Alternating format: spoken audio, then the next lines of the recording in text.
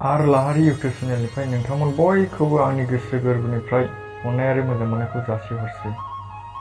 जे मेथाइखौ आङो दाखालनाय आर लाहारि चेनेलाव आपल'ड खालामनानै होदोंमोन, बिबार बायदि जिउखौ लानानै निउ बड'आव कामिं सुन होना होदोंमोन। दा बे भिडिअखौ मैयाहाय गाइड खालामनानै दोननाय जाबाय। दा बे भिडिअखौ आंनि नैबे आर लाहारि चेनेलाव हगारनाय जानाय नङा लोगोफोर। समखौ हगारगोन, दुखुथिया बेना हगारनाय जागोन।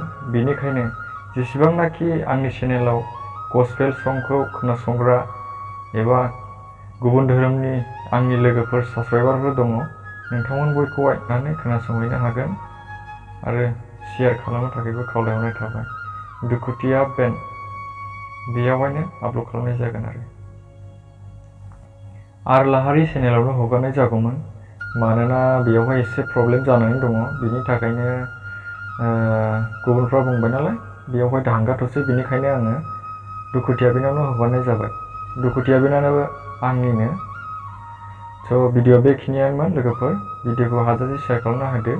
गोजोन्थों।